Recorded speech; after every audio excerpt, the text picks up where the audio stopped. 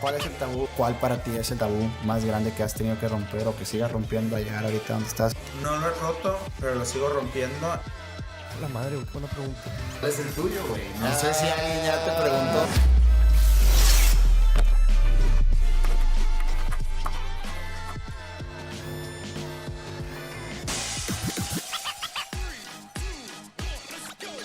Hola gente, ¿cómo están? Bienvenidos a un episodio más de Rompiendo Tabús, el podcast más disruptivo donde se habla sin filtros. Hoy vamos a entrevistar a una persona, literalmente es alguien que si eres de Monterrey lo conoces sí o sí. Estamos con Adalberto Madero. Maderito, ¿cómo estás? Muchísimas gracias, Daniel. Gracias por invitarme a tu programa. No, hombre, gracias a ti. Y realmente primero es, ¿cómo estás? ¿Cómo? Me comentaron que venías de grabar con Cómo Comí. ¿Cómo ha estado tu día hoy? Ayer terminamos, llegué a mi casa como a las 11 de la noche, empecé a las 7 y llegué a mi casa que es la tuya a las 11. Hoy pasaron por mí a las 8 y pico y terminamos hoy a las 10 de la noche en un parque, en un mercado. Y la verdad, yo nací para esto, vivo para esto. Esto es mi pasión. Con esto respiro, suspiro y vivo. En pocas palabras, ¿qué sucede? Que me hierve la sangre ver cómo la ciudad de Monterrey cada día está peor, sin ninguna justificación alguna. ¿En qué aspectos está peor? En todo cada día estamos peor y nomás hay una explicación, que los alcaldes que hemos tenido y que tenemos, aparte de incompetentes, son unos corruptos. Aunado a un gobernador payaso y mentiroso, es una combinación de caos permanente y de fastidio general. Por esa misma razón, un grupo de ciudadanos decidimos hacer un partido político, porque sabíamos que iba a pasar lo que está pasando. Tengo entendido que hace 10 años, cuando fuiste alcalde, también fue con el Partido de Acción Ciudadana. Sí, Acción Nacional, perdón. Sí. Yo fui, efectivamente, yo nomás he pertenecido al PAN. Ahí fui diputado local, senador de la República y alcalde de Monterrey. En todos los puestos de elección popular. Fue cuando todavía existía democracia. En todos competí con más aspirantes o más precandidatos y en cada una de las etapas o de los procesos ganamos con votos, en donde la gente confiaba en nosotros. En la elección de diputado local competí contra 5 gentes y ganamos con el 70% de los votos. Cuando competí para senador de la República, a pesar de que el partido de que Carla, la hermana de Mauricio, que era Fernández, la presidenta del partido, y el gobierno del estado apoyaban a nuestros candidatos, nosotros quedamos en primer lugar. Y en la elección para la alcaldía obtuvimos el 80% de los votos. Y así igual fue así cuando competimos. ¿Y qué fue lo que te llevó de estar en un partido político a crear el tuyo? O sea, ¿qué fue lo muy que sencillo. Vimos que Raúl Gracia y Seferino Salgado Chiefo, los acuerdos que hacían en los oscuritos con los que mangonean el PRI, era en perjuicio, aparte de los nuevoleoneses, era nomás en beneficio de ellos mismos y en perjuicio de la gente. Y hoy tengo la razón. ¿Qué sucede? Que hace 7 años yo renuncio por lo mismo, y lo que dije fue que designaron hace 6 años, 7 a un candidato para que perdiera, porque querían que Adrián ganara, y como no ganó, se repitió en las elecciones, y hoy el PAN postula a puros candidatos del PRI en las diputaciones y en la alcaldía. Anteriormente rivales, ¿no? Ahora ya sí, socios ahora, también. Más que socios, ahora parecen empleados. ¿Y qué pasa? Que aquí los candidatos, ¿quiénes son? O los familiares de o empleados de. En Apodaca, ¿quién va a competir? El hijo. En Pesquería, el papá. En Juárez, el hermano. O sea, ¿qué significa? Que los candidatos son ellos mismos o sus familiares. Y en el peor de los casos, gente que nomás sabe obedecer y hacer caso a ellos. Por esa misma razón. Y eso es la causa de que cada día estamos peor. Y por eso un grupo de ciudadanos determinamos formar un partido político para poder estar aquí presentes y componer los problemas que tenemos. Y no fue fácil. Tuvimos que se afiliaron a nuestro partido 16,000 personas. En diciembre del año antepasado sacamos la mayor parte de las firmas en la Plaza Morelos, aquí en el centro de Monterrey. La gente se afiliaba con tal de tener nos daban un voto de confianza porque estaban hartos de lo que sucedía. Y ahorita estoy compitiendo para la alcaldía de Monterrey. ¿Cuál es la diferencia entre eso de Esperanza Social con los demás partidos políticos? Bueno, la diferencia personal es que a mí lo único que me importa es la gente. Okay. Punto. Y que con voluntad y interés por el ciudadano uno hace maravillas. Y hechos son amores. La verdad, vemos que todo está peor. El tema que le toques. Llevamos años con puras palabras y nada de resultados. ¿Y el color rosa qué significa? El rosa significa inclusión, en donde todos están incorporados. Esperanza significa, el partido es Esperanza Social. Esperanza porque uno trabaja por un mejor mañana. Social porque representamos a la gente. Y el color rosa por inclusión. Y la verdad que pasa que cuando uno tiene voluntad e interés por los ciudadanos, más experiencia, todos los problemas se resuelven. Y en estos últimos años, los que han estado y están, lo único que les importa son ellos mismos. Sí, claro. Y en el tema, me gusta que lo menciones, del tema de la inclusión. Tengo entendido que hace 10 años tú fuiste el que propuso que los billetes, la gente no vidente pudiera ver los billetes sintiendo, y las monedas también. El tema de la inclusión, ¿cómo lo has vivido tú en tu carrera como político? El tener que estar en el escrutinio público y el tener que estar siempre, que la gente, pues es muy complicado, ¿no? La gente como política está siempre esperando a ver qué es lo que opina la gente de ellos y cómo recibes esas críticas. No. Como te dije en un principio, esto es mi vida. Okay. Esto es mi pasión y para esto nací, la verdad. Y por otro lado, siempre intento y trabajo para ayudar al ciudadano. Y en ese orden de ideas, cuando fui alcalde de Monterrey, contratamos a cientos de personas con discapacidad en el municipio. Contratamos a mucha gente con discapacidad intelectual. Hace 2 semanas o una semana, en un mercado, una señora grande me vio y me abrazó y me dijo: Maderito, muchas gracias, porque contrataste a mi sobrino que tiene discapacidad intelectual y sigue trabajando en el municipio. Y yo le dije, le cambiamos la vida a él y a sus papás y a sus padres. Me dijo: no, te equivocas. Nos cambiaste la vida a todos, inclusive a mí como tía. ¿Qué sucede?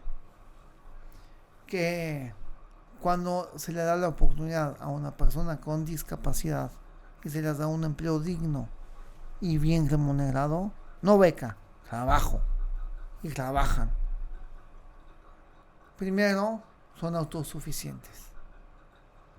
Me consta, porque yo lo viví, que entre ellos empezaban a casarse entre ellos. Una mamá de uno de ellos, de hoy señor, antes muchacho, me dijo que con su primer ingreso que obtuvo del municipio, ¿sabes qué hizo? ¿Qué? Primero, o sea, cuando el municipio, la primera quincena que le pagó el municipio, él dijo a su mamá, vamos a las hamburguesas de la colonia. Y ya fueron.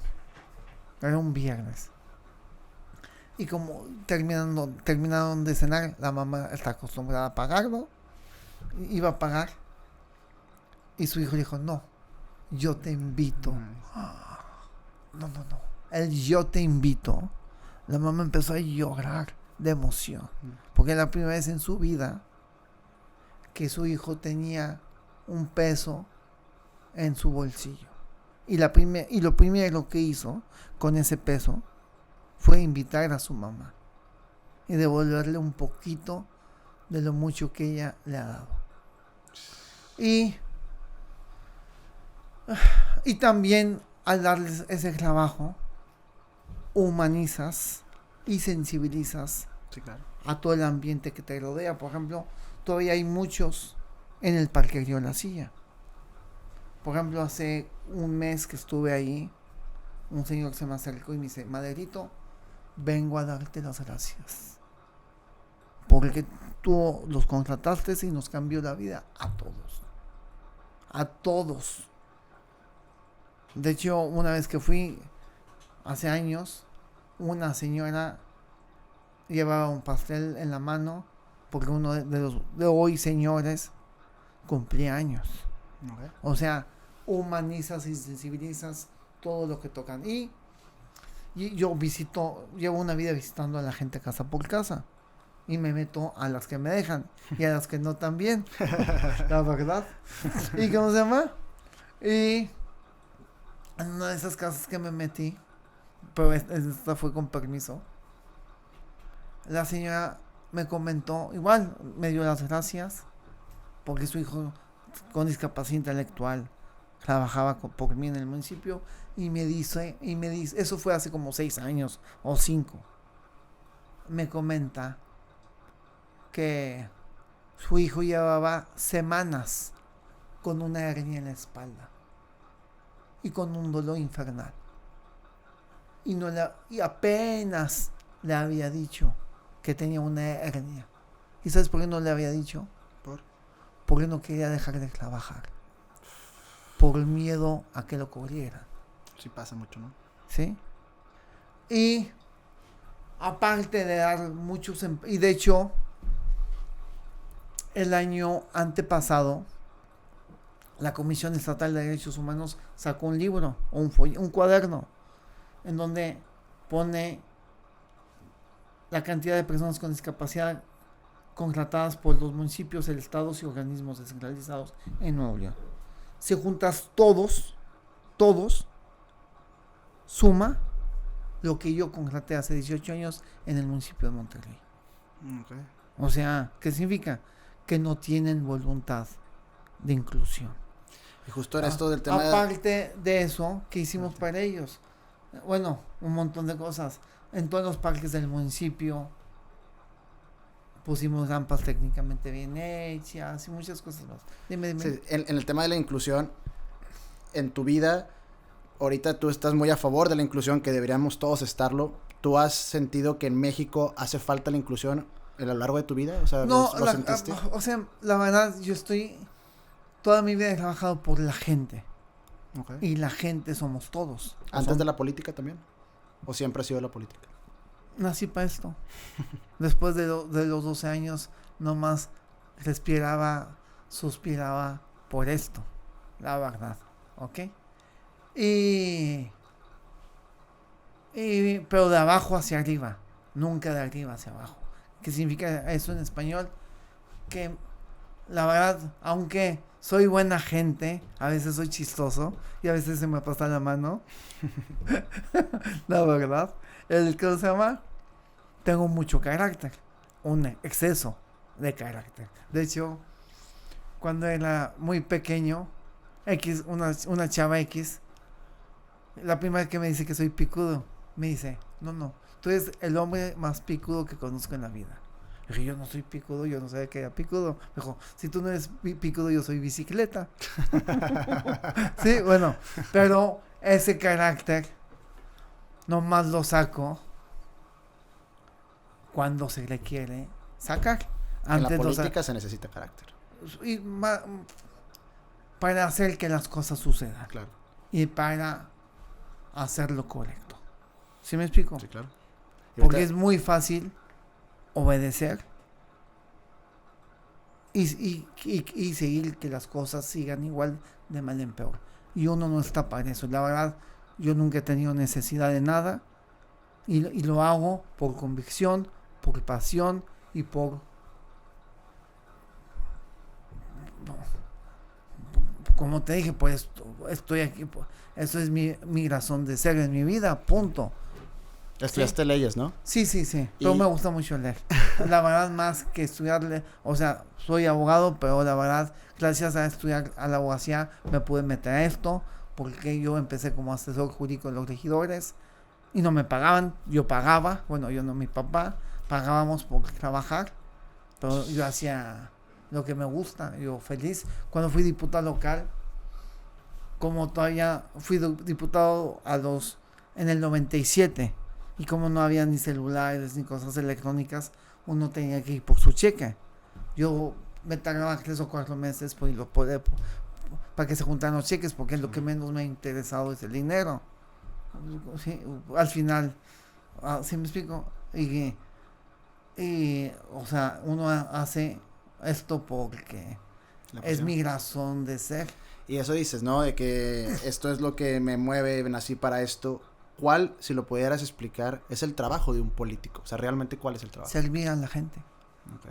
En la búsqueda constante del bien común. Constante. ¿Y por qué constante? Porque es un trabajo que nunca tiene fin. Es una continuación permanente. Y cuando uno fallezca, va a seguir, pero es el trabajo constante del bien común. Y el poco tiempo que uno tiene la oportunidad de servir, hay que aprovecharla para servir y hacer lo correcto.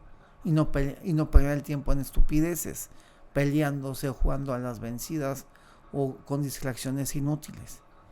¿Me explico? También en la investigación que estamos haciendo, digo, creo que fue un tema muy como absurdo, pero me gustaría que lo contaras al público, que mencionaban que estuviste por un tiempo en la cárcel. Sí, cuando fui como alcalde o como gobernador, uno recibe amparos todas las semanas, y los amparos es sí o no. Okay. ¿Sí me explico? No. Y cuando yo era alcalde, en uno de los cientos amparos que se recibían, que teníamos que contestar los informes, era sí o no. En uno de esos informes decía: el Ayuntamiento de Monterrey dio permiso para construir X calle, una por el TEC, en la década de los 60, antes de que yo naciera. Y no, el Ayuntamiento de Monterrey en la década de los 60 el municipio de Monterrey en esa época no tenía facultades de desarrollo urbano, era el Estado. Y el ayuntamiento nunca ha tenido esas facultades, es el municipio, el alcalde, pero bueno. Y contestamos no. Y por ese informe justificado por decir no, como nunca me enteré de nada, nunca lo pudimos combatir. Y por eso en un domingo en la tarde, por eso me metieron en la cárcel, se pagó 8,000 pesos de fianza y lo cerraron el juicio y ya. O sea, fue un tema netamente distractor por el tema de los quesos de la Grazábal. Sí, burocrático, ¿sí? ¿No? Un poco. No, un tema para desviar la atención. Sí. ¿Sí me explico? Y ahorita mencionabas que estudiaste leyes porque te gusta mucho leer. Tengo entendido que tienes muchas bibliotecas también. Como... La verdad, tengo miles de libros, como 10,000 o más. ¿Y todos leídos? La mayoría. Y me fascina. Ahora ya compro... te platico. Bueno, casi a nadie se lo he dicho. Me gusta mucho pedir libros de Argentina, de España, de Perú, de Colombia y de Uruguay. Sí, Chile batallo, la verdad. Okay. Porque en Chile nunca llegan. O llegan muchos, en serio. Okay. Pero en Argentina, me fascina la política de Argentina porque son como los italianos, siempre tienen problemas. Pues hay mucha comunidad italiana en Argentina también. Sí, ¿no? Ese es el gran problema de Argentina. Su sangre. ¿Sí me explico? Bueno. Y Y siempre pido libros y lo leo. El año antepasado, ya cuando cambiaron los militares a hacerse cargo de las aduanas, empecé a batallar con la importancia, con mis libros. Luego el año pasado me dijeron que, ¿cómo se llama? Que tenía que cambiarme de régimen fiscal a importador. A importador. ¿Desde cuando leer un libro Tienes que ser importado. tienes que ser importador? ¿O desde cuando es un delito compra? O sea, ¿me explico? Sí. Sí, nomás. Sí, bueno. Y leo muchos libros. Me fascina España, Argentina, Colombia, Perú. O sea, México, Nuevo León. Todo. Me gusta mucho leer. ¿Has leído el libro argentino que trata sobre la nona, que es la abuela? Se me lo platicaron, o sea, lo estudié en la carrera y hablaba mucho de cómo el consumismo puede al final llegar a consumir una sociedad. Y hablaba sobre cómo una nona, que allá es una abuela, vivía en una comunidad con una familia y constantemente les pedía comida, ¿no? De que denme comida, denme más comida. Y se seguía, y la gente no podía subsistir ellos mismos porque tenían que sí o sí alimentar a la abuela. Y al final todos mueren por falta de comida y entre ellos empiezan a matar y la nona sigue comiendo, ¿no? Y es como una sátira, una burla hacia cómo el gobierno argentino le estaba pidiendo de más a la sociedad y no tenían para darles. Hablando de ese tema, hace 2 años, en las elecciones intermedias de hace 2 años, tú tocaste el tema. Uh-huh. En las elecciones, cuando todavía estaba Alberto Fernández, uh-huh, como presidente, hubo una mega manifestación. Uh-huh. ¿Y sabes en qué consistió la manifestación? No, la verdad no. En lo que tú dices. La gente ya no quería apoyos sociales, querían trabajo. ¿Y sabes cómo respondió el gobierno de Alberto Fernández y de Cristina? Con más apoyos sociales. Bueno, ¿y qué sucedió en las elecciones del año pasado? Que ganó Javier Milei. Y Javier Milei que propuso erradicar todo. Bueno, disminuirlos y controlarlo. Y ahora, hace 2 días, es la primera vez en 20 años que tiene un superávit primario en sus finanzas públicas. Sí. ¿Ok? Y en contraposición, en Perú, por ejemplo, en Perú, estoy leyendo un libro muy bueno de Alejandro Gaviria. Alejandro Gaviria fue rector de la Universidad de los Andes en Colombia, fue secretario de salud y fue el primer ministro de educación con el actual presidente de Colombia, ¿sí? Y ¿sí? Y que comenta que el gran problema del presidente actual es que es muy cuadrado. Okay. Que a pesar de que no tiene mayoría legislativa, él va por todo o nada. Y por eso están los problemas en Colombia, las megas protestas y todo. Como lees mucho de Sudamérica, quisiera preguntarte de todos los países, ¿qué cosas crees que le hacen falta, que podemos copiar o traer a Monterrey? ¿Qué creas que tienen los países sudamericanos que podamos nosotros No, pero la verdad, a ver, aquí el problema de Monterrey es muy sencillo. A ver. La corrupción y el caciquismo. Aquí tenemos lo mismo que en Argentina, que los puestos se heredan o al hermano, o a la esposa, o al hijo, ¿sí? Bueno, nosotros aquí en Monterrey hicimos un partido político para poder competir, y los principales problemas que tenemos, ¿cuáles son? Los problemas que tenemos es la inseguridad, la falta de movilidad, que cada día estamos peor. Por ejemplo, en el tema de la inseguridad, tenemos el problema de inseguridad debido a la corrupción. Porque a los policías los traen pagando cuotas. Y como están pagando cuotas, eso es la corrupción que existe, ¿sí? ¿Y qué vamos a hacer? Quitar ese problema para resolver ese asunto.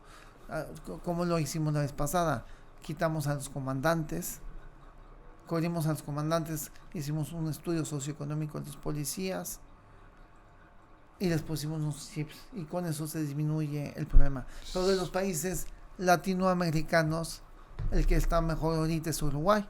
¿Chile no? Es que Chile...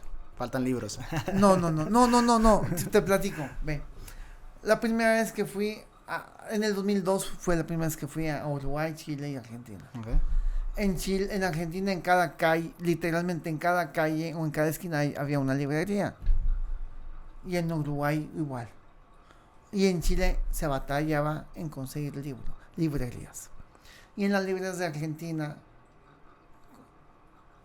casi todo es de política y de historia. Y en las poquitas que había en ese momento de Chile, nomás tenían una repisa de crónica política y de historia. Eso no deja, la verdad, la historia y la política, ¿qué deja? Las matemáticas, las ingenierías, ¿sí me explico? Sí, o sea, claro. Los chilenos no perdían tiempo en esas cosas. Pero fue evolucionando y en Chile hay más librerías.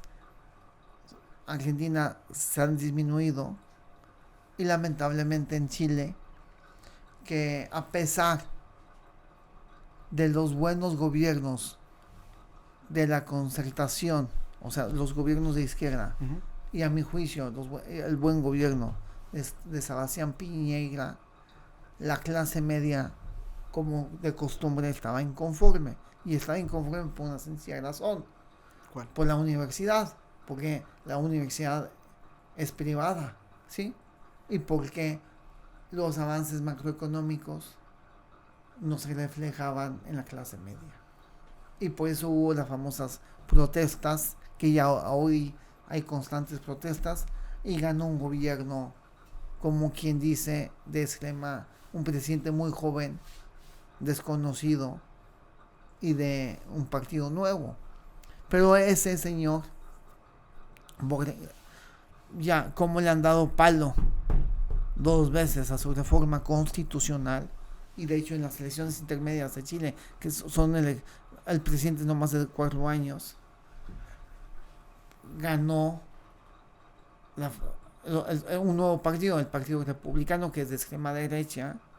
Él sí aprendió y ahora está concentrado nomás en 3 cosas: las pensiones que ya se aprobaron, el tema de la inseguridad con los carabineros los transformando, y el tema económico. O sea, en Chile el presidente sí entendió que, ¿cómo se llama?, que iba por mal camino, y por el mal camino que iba, no, como son 4 años y iba a acabar, tenía que hacer algo, y cambió su agenda y lo reconoce. Y en cambio Gustavo Petro en Colombia, que lleva 20 meses, no, él sigue profundizando en lo mismo a pesar de que no tiene los votos suficientes. ¿Sí me explico? Sí. Y bueno, se puede justificar o entender a Petro porque lleva una vida intentando competir para presidencia y pudo ganar. Es algo así como Sí. AMLO. De hecho, Alejandro Gaviria, en el libro que te comento, que estoy leyendo, hace tipo, en el primer capítulo hace tipo una semejanza de López Obrador y de él, pero no más del estilo personal de gobernar, más no sus acciones de gobierno. Porque en sus acciones, yo escribo en el periódico una vez por semana en El Horizonte los miércoles.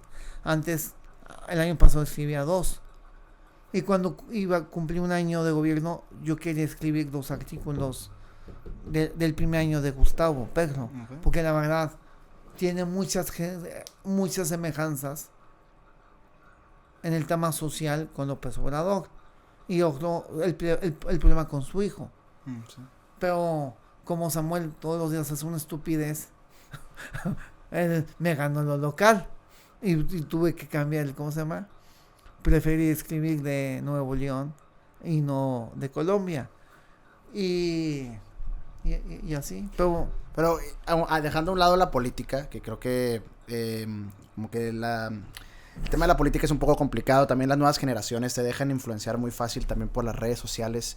Hace 10 años y hoy en día, ¿qué es más difícil de ser político? ¿Hoy o hace 10 años? ¿Y por qué? Lo que pasa es que hace 10 años, por ejemplo, en el caso de Nuevo León, Sheffield y Raúl, sus acuerdos eran en lo oscurito con los del PRI. Y hoy ya les valió sorbete. Y lo hicieron a la luz pública. Y la gente ya es visible. ¿Me explico, no? ¿Por qué es visible ahora? Porque ya todo el mundo lo sabe y todo el mundo ve. Y ellos les vale sorbete. Ya perdieron hasta la, ¿cómo se llama? Ya no les importa con tal de permanecer ahí. Pero independientemente, el partido político es una persona que se postula, imaginemos como independiente hace 10 años y hoy. No, ¿cuál es la diferencia? Que la gente se va más por la persona que por los partidos políticos. Justo, sí, yo también creo eso. Sí, y la verdad, y ya está dispuestas a votar por las personas más allá de los colores partidistas. Y ojo, en estas elecciones muchos quieren engañar postulando a priistas con colores azules. ¿En serio? Pues, y al final ya gobernaron muy mal. Es eso, sí. Y la verdad, los problemas que tenemos en Nuevo León es por culpa de estas gentes. Y a ver, también está para postulación de alcalde gente que también ha estado influenciada mucho con el apoyo de las redes sociales. O sea, las redes sociales, ¿no crees que también son un factor importante hoy en día? El fondo del asunto, ¿cuál es? Que esas personas están llenas de soberbia. Okay. Viven en la isla de la fantasía o en un mundo de caramelo, en donde el mundo empieza en ellos y termina en ellos. Y piensan que por decir una mentira 1,000,000 de veces, esa mentira se convierte en realidad. Y lo mismo que hoy dicen, mañana se contradicen. ¿Sí me explico? Y están disociados o divorciados con la realidad y con el sentimiento real de la gente. No es lógico que te muevas en un auto de 3 millones de pesos y tengas a la gente que les quites rutas de camiones a la gente y obligues al ciudadano a caminar kilómetros para abordar un camión o que se esperen horas para abordar un camión y tú te mueves en un auto de 3 millones de pesos y lo presumes. O presumes relojes de 5 millones de pesos, cada un reloj diferente. Y lo dices que eres honesto. Pero... Y nos suma el reloj, más el auto, más la casa, más el terrenito, más la ropita, más todo. Nos suma y dices, o sea, viven en un mundo de caramelo. Sí, las redes sociales son mucho de aparentar una vida que quieren idealizar las personas y por eso siguen a esas personas, pero también es una herramienta, ¿no? O sea, ahorita es más fácil también llegar a la gente joven que anteriormente no se dejaba llegar por los medios tradicionales, hoy en día a través de las redes sociales, ¿no? Ahorita el celular, bueno, yo creo que el cambio en el mundo, en Europa y en América ha sido por las redes sociales. ¿El cambio en qué aspecto? El cambio político de los celulares o las redes sociales acercan a la gente y alejan a los políticos. Y hacen que los políticos, que los que hoy votan, sean desechados inmediatamente. Ahí está todos, con excepción del de Ecuador. Bueno, Javier Milei ahí va, pero en Perú, en Chile, en Colombia, o sea, inmediatamente bajan su popular abismalmente. Y hablando ahorita que hablábamos un poquito de las bibliotecas, también tengo entendido que has escrito más de 40 libros. Sí, de hecho, siempre me ha gustado mucho leer. Y escribir, al parecer. Y lógicamente, te platico. Cuando tenía, no sé, 15 años o 14 años, no me acuerdo, leí un libro que se llama Ideas, Juegos de Palabra, editado por Castillo y escrito por Luis Eugenio Tod. De hecho, a Luis Eugenio, cuando vivió, le comenté que cuando leí ese libro, que fue una compilación de artículos, quise escribir en un periódico. Y luego tuve la oportunidad de leer la obra de Efraín González Lunas, editado por ellos, unos libros chiquitos, cuando tenía como 20 años. Y gracias a Dios, hace como 2 años y medio, ya puedo escribir me invitaron a escribir en un periódico, y yo feliz. Y mi primer libro o folleto que escribí fue una biografía de Arlon Sainz Garza, cuando tenía 17 años y se publicó a los 18. Luego escribí 2 folletitos, uno que se llama Naciste para triunfar, de motivación, otro que se llama Libertad de Nación, de la familia.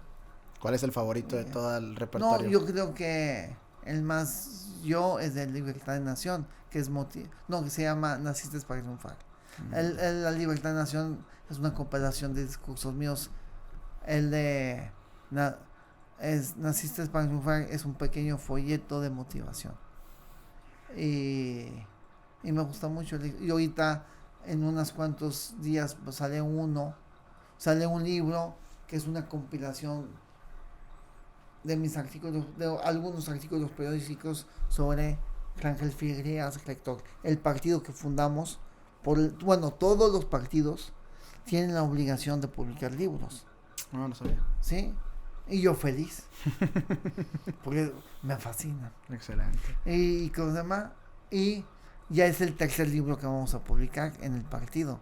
El tercer libro, el autor soy yo.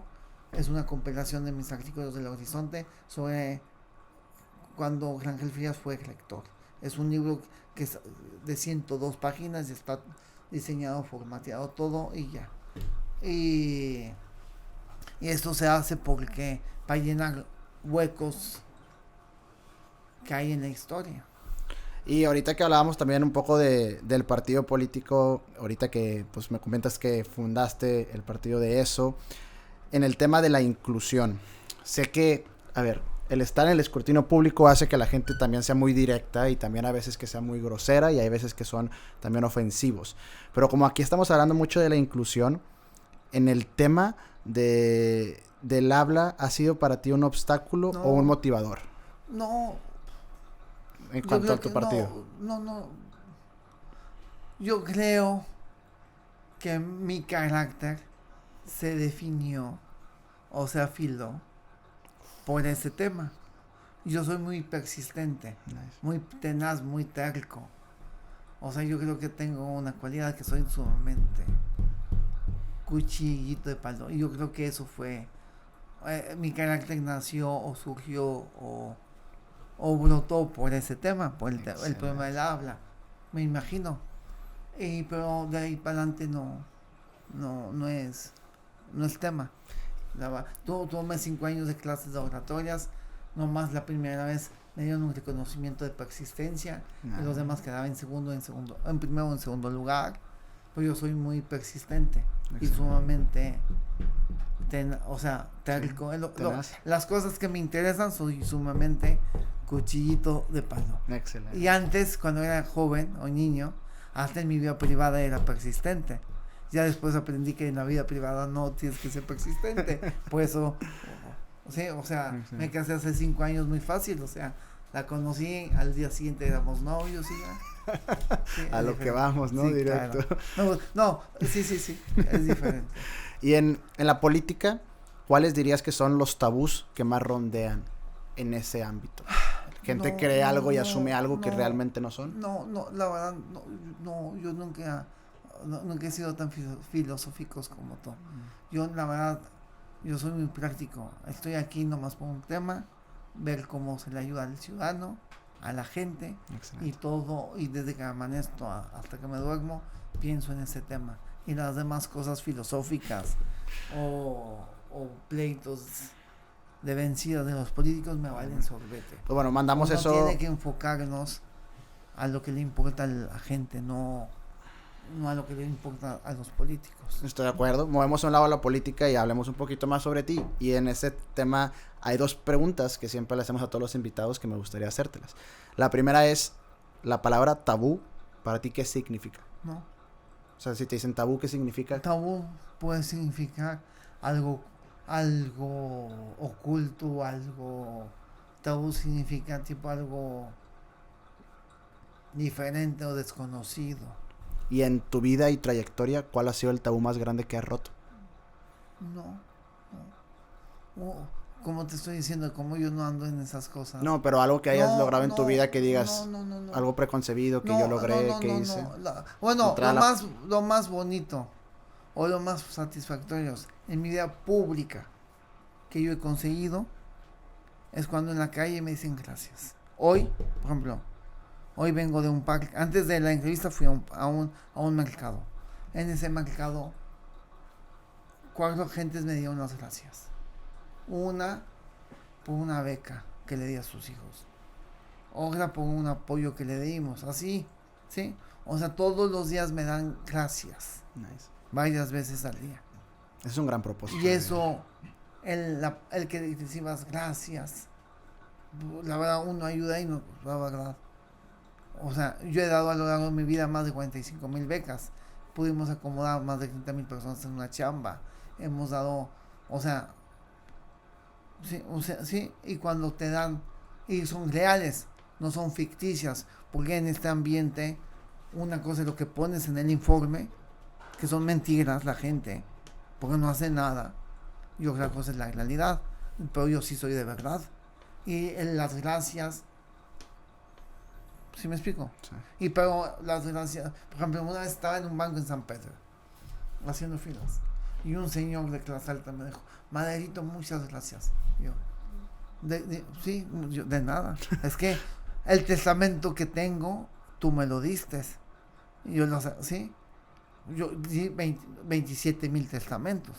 Sí, bueno. Pero de eso se trata. O sea, de lo que uno busca y uno nace es intentar cambiarle la vida a la gente a través de la función pública. Y con la función pública, con voluntad e interés por el ciudadano, uno hace maravillas. Y en mi vida personal, cuando te dicen, yo tengo 2 hijos, cuando te dicen te amo, mi hijo mayor tiene 3 años, ya habla, o poquito, o sea, va a hablar antes que yo, pero sí, ya empezó a hablar. Y cuando te dice te amo o te quiero, no. Todo tiene sentido, ¿no? Sí. No, qué locura. Y o sea, normalmente cuando yo platico también un poco del por qué me dedico ahorita a lo que yo hago, yo anteriormente me dedicaba mucho a hacer contenido de comedia, porque sabía que a la gente lo que le gustaba y la gente me ponía jajaja, me reía mucho, etcétera. Pero a mí no me llenaba, porque yo realmente no me sentía que a futuro quisiera ser un comediante, o sea, no iba con mi identidad a largo plazo. Y cambié por hacer contenido de cosas que a mí me servían, como que me hubieran servido escuchar antes, y empecé a dar consejos, empecé a hacer más conferencias, pláticas motivacionales, y cambié los jajaja por gracias. Y a mí eso me llena también, o sea, el saber que estás ayudando a alguien, no solamente hacerlo reír, sino ayudarlo en algo que sentías que necesitaban ayuda, a mí me llena de propósito, y creo que eso es lo más bonito. Sí, pero hay una gran diferencia. La función pública maximiza la oportunidad de ayudar. ¿Qué sucede? Que los empresarios son amigos del puesto, no de la persona. Y muchos quieren quedar bien con el título, no con la persona. ¿Sí? O sea, cuando uno tiene el título con voluntad, haces un montón de cosas. Y no es porque se te abren muchas puertas y puedes ayudar a más gente, y no, porque acuérdate que son más las necesidades que las posibilidades. Y los dineros es finito, el dinero siempre es finito, ¿no? Claro. Pero con voluntad e interés, ¿sí? Porque, o sea, la diferencia de la función pública es cuando uno tiene esa intención legítima, maximizas la posibilidad de ayudar al ciudadano. Sí, claro. Y de eso se trata. Nomás para acabar de ponerte ejemplos, cuando yo era alcalde, los centros de salud se cobraban. Y dejamos de cobrar, salía más barato dejar de cobrar que cobrar. Y con eso pudimos maximizar un montón las consultas. Y luego, el primero que hizo exámenes de próstata gratis de una manera masiva fui yo como alcalde. El primero que dio becas en universidades privadas, de una manera privada, fui yo en el 2002-2003 como senador. Los primeros, no sé si es el primero, en dar exámenes de cáncer de mama masivos, uno de los primeros fuimos nosotros. O sea, hay muchas cosas que se pueden hacer masivas, ayudar a mucha gente con un costo simbólico. ¿Me explico? Y al hacer cosas que nunca se han hecho antes, creo que eso es lo más importante, ¿no? No el taparte, y eso pasa mucho en la política, que la gente nada más sigue haciendo lo mismo que hicieron los anteriores y seguimos en este ciclo. Cuando uno tiene la voluntad de ayudar y vives, se le ocurren cosas. suspiras en esto, se te ocurren cosas y con voluntad haces que esas cosas sucedan. Sí. Te voy a poner un ejemplo. Ahorita, ¿cuáles son los grandes problemas de Monterrey? La seguridad, el aire, la contaminación, el agua, la movilidad. Bueno, en el tema de la seguridad, cuando yo llegué a la alcaldía, estaba igual que ahorita. Los policías tenían que pagar cuotas por semana. Y si no pagaban, los castigaban. Bueno, por ejemplo, como siendo yo alcalde, después de limpiar lo que ya te dije, quitar los comandantes, todo eso, yo vivía en San Jerónimo, ¿sí? Nomás vivía ahí unos meses. Pero en mis primeros meses de alcalde ahí vivía. Y robaron en la calle, en donde yo vivía, y en la calle de la clase, 3 veces. A la tercera le dije al secretario de policía, si vuelven a robar, te cobro. Por incompetente. Ya se preocupó, dijo, ay, es maderito, no va a pasar. A las 3 le dije, te voy a correr. ¿Y sabes cuál era el problema? ¿Cuál? De que el policía que cuidaba ese sector andaba de novio de que señora o señorita. Y su hermano era el que robaba en ese sector. Y estaban coludidos. ¿Ok? A pesar de que quitaste las cuotas, a pesar de que quitaste a los corruptos, seguía habiendo corrupción, pero en ese tema fue un tema sentimental. Sí. ¿Ok? Y ahorita se jactan de que hay muchos policías, pero no se ven, porque se rentan o porque los tienen robando. En el tema de, bueno, tú dices de la contaminación, bueno, para disminuir la contaminación, ¿qué se requiere? 2 cosas, cerrar la refinería y más áreas verdes, ¿no? Uh-huh. ¿O me equivoco? Sí. Vamos, si quieres, en lo segundo, más áreas verdes. El gobierno del estado, ¿sabes qué está haciendo? Está quitando o nos está robando un parque, el Parque Libertad, en donde estaba el penal. Lo poquito que hizo el Bronco, no malas cositas buenas que hizo, fue ese parque. Y este muchacho, por un problema psicológico que tiene o porque está peleado con la vida, lo está destruyendo y está construyendo un hospital ahí, habiendo más lugares que se pueden construir hospitales, en vez de defender un parque que es el único pulmón para 98 colonias, para miles de regiomontanos, se lo está quitando. Ni en campaña, ni para aparentar que le importa a la gente, siguen igual. Bueno, la refinería, legalmente el gobierno del estado, si hubiera querido, la hubiera clausurado a través de un amparo indirecto, y nomás es puro, ¿cómo se llama? Bluff, para aparentar. Los impuestos ecológicos que está cobrando se hicieron no para obligar a las empresas a que dejen de contaminar. Los impuestos ecológicos se hicieron para recaudar dinero. ¿Y por qué? Por una sencilla razón.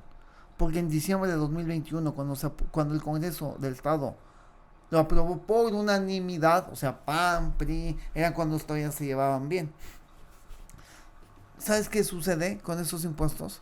Viene un artículo transitorio. ¿Sabes qué dice ese artículo transitorio? Que esos impuestos ecológicos tienen una vigencia de este sexenio. Las empresas que dicen, no, me sale más barato pagar hoy porque sé que ese impuesto ya no va a existir mañana. Y eso a propósito, porque no les importa el medio ambiente.